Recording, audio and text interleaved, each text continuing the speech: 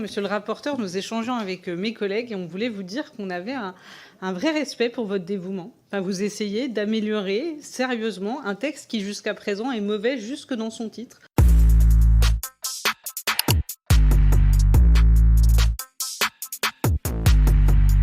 Vous l'avez souligné, ce titre qui en fait de la caricature et permet finalement de valider toutes les informations qu'on entend qui sont très largement caricaturées. Je pense qu'il faut quand même reposer le sujet dont on a entendu des plafonds.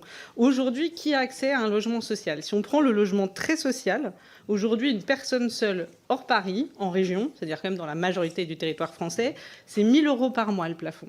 Si on prend le logement intermédiaire, c'est 12 000 €, c'est un peu plus de 12 000 € de revenus annuels. Donc ça fait un peu plus, ça fait 1 063 € par mois de revenus. Si on prend le logement intermédiaire, ce qu'on appelle le plus, le logement un peu moyen, c'est 2 500 € par mois pour une personne seule. Et j'ai vérifié, pour une famille de 4, c'est 3 748 €. C'est 44 000 € par an.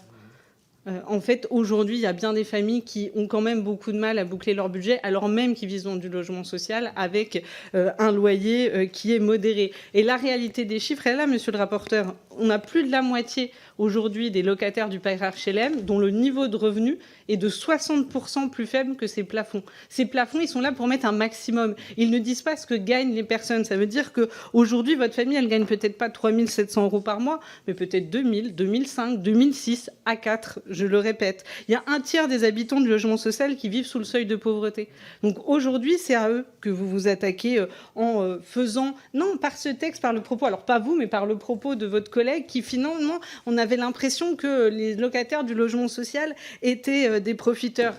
La réalité, c'est qu'aujourd'hui, on fait face à une chute historique de la construction, qu'on a le niveau de financement de logement social le plus faible depuis 20 ans, qu'on a une baisse de rotation dans le parc social comme dans le parc privé, pour une raison assez simple, c'est que les loyers sont devenus complètement dingues. En fait, aujourd'hui, les gens, alors il y a des niveaux de loyers qui sont fous, et deux, on le voit bien, même depuis 2 ans, on a un nombre de logements mis en location qui baisse drastiquement, parce que c'est toute la chaîne du logement qui aujourd'hui est enrayée. Les gens n'arrivent pas à acheter, ils ne quittent pas leur logement, les personnes n'arrivent pas à rentrer, et quand il y a des logements qui se libèrent, il y a un emballement des prix pour notamment des raisons spéculatives. Ça ne fonctionne pas. On a besoin de remettre une politique du logement qui passe par du contrôle des loyers et par de la construction de logements, y compris et notamment du logement social.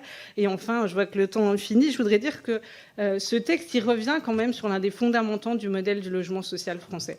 Le modèle du logement social français, c'est un choix. C'est celui de ne pas faire un logement social ciblé sur les plus pauvres. C'est pas de faire un modèle universaliste, c'est de faire un modèle généraliste. C'est-à-dire un modèle qui est là, historiquement, pour loger les salariés, les ouvriers. Et donc aujourd'hui, c'est sur ce modèle très généraliste qui a permis à un très grand nombre de Français, comme vous, de vivre leur enfance dans le parc de logement social et puis après de continuer dans leur vie. C'est à eux que vous privez l'accès au logement social. Monsieur le rapporteur.